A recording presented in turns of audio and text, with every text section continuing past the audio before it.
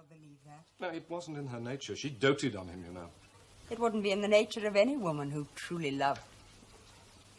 Do you claim so much for your sex? Well, certainly. We don't forget men as soon as you forget us.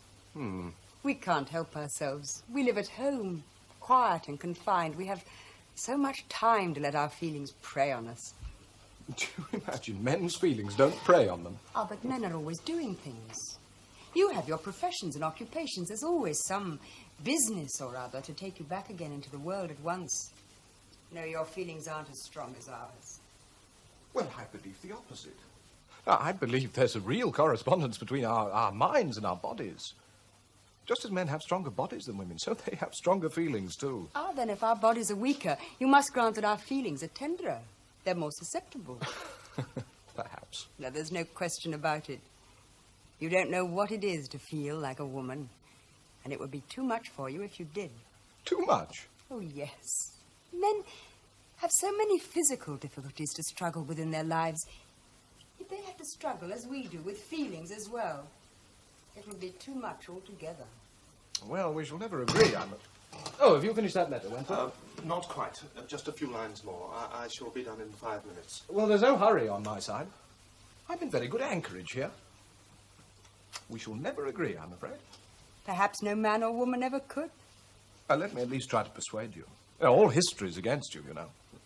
And all literature, prose and verse. No proofs from literature. Men have always had every advantage in giving their side of the story. Oh, now, why do you say that? Because it's true. Men have always had a much better education than women. Their hand has held the pen, not ours. No, I won't allow you any proof from books. Well, then where shall we find proof? Nowhere.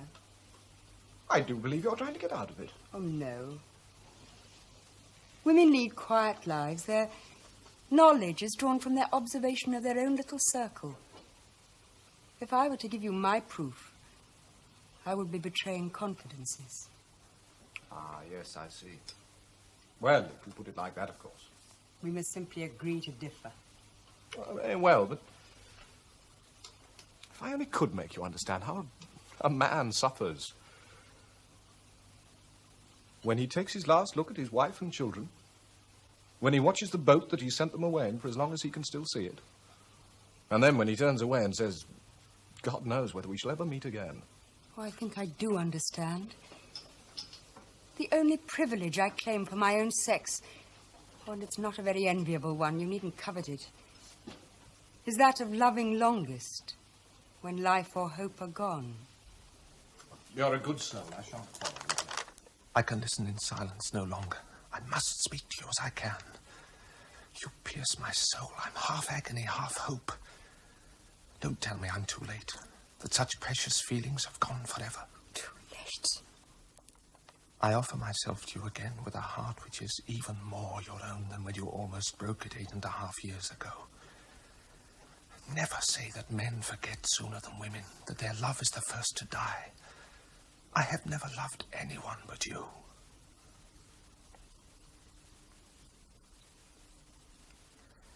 I may have been unjust, I may have been weak and resentful, but never inconstant.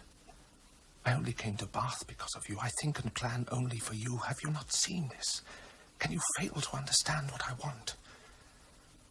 I would not have waited even these last 10 days to speak if I only could have guessed your feelings, as I'm sure you have guessed mine. I will only be a moment, my dear. I must just go and post this. Well, bless me. Oh, I can hardly write. Every moment you say something which overwhelms me. Your voice sinks, but I can hear every syllable when others cannot. Oh, you are too good, too excellent. You do us justice indeed. You do believe there is true love and true constancy among men. Believe them to be most fervent, most undeviating in Frederick Wentworth. I must go, uncertain of my fate, but I shall come back here or follow you as soon as possible. A word, a look will be enough to decide whether I enter your father's house this evening or never. Oh, Frederick. Frederick.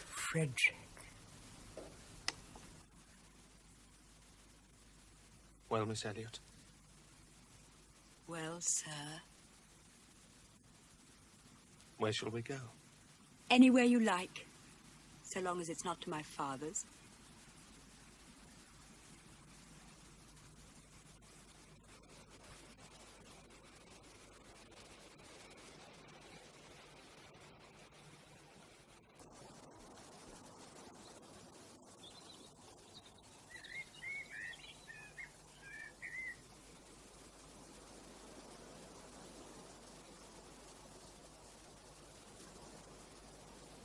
Eight and a half years. It's enough to have changed every pore of one's skin and every feeling in one's heart. And yet our feelings haven't changed. No. Mine never altered ever, except to grow deeper. Oh, I never dared to imagine it. And what I did imagine was so terrible. And I never imagined you imagining such a thing. Not till the concert. Oh, that concert. I didn't hear a note.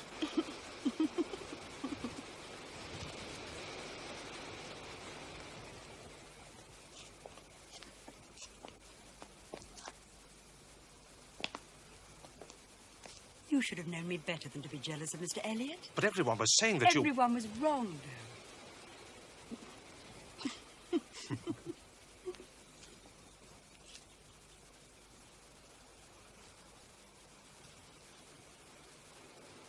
I've never loved anyone but you, Anne.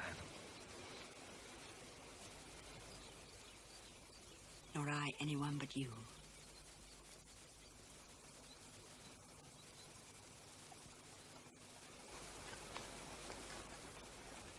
I tried to forget you. I even thought I succeeded. I thought I was indifferent, but I was really only angry. Well, perhaps you were right. I was still angry when we met again at Uppercross. Oh, and I was still bitterly regretful. And then, at Lyme, I suddenly realized... I thought you were in love with Louisa. Oh, I tried to be. I knew it was impossible, but I did try. And then at Lyme, I realized I'd never stopped loving you. I didn't know what to do. Everyone thought, like you, that I was virtually engaged to Louisa, and then the accident, and then... Oh, God. I had to get away, so I went to my brother's. It was through him we first met. Yes. Do you know what he asked me? Had you altered much, he wanted to know.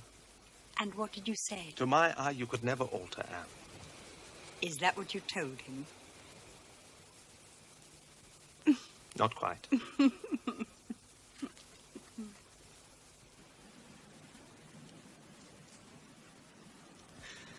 Oh, that concert. With your cousin sitting on one side of you and Lady Russell on the other. Lady Russell. She's a very good woman, Frederick. Oh, is she? She persuaded you once, don't forget. I thought she was trying to persuade you again to marry Mr. Elliot. I thought everything was against me. I'm not a girl now, you know. You are to me.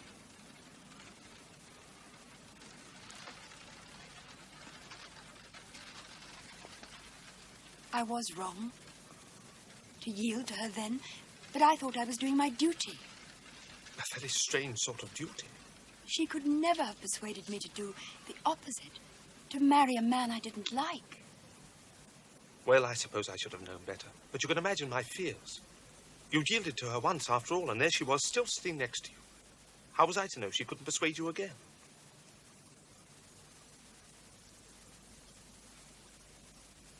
Frederick, no one will ever persuade me to do anything again. Except you.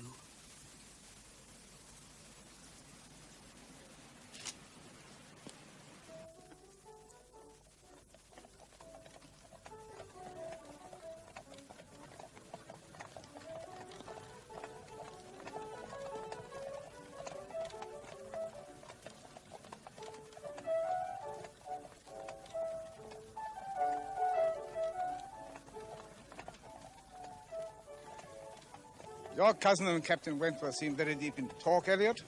Cousin? Which cousin? Anne. Look at them. Anyone would think they were engaged.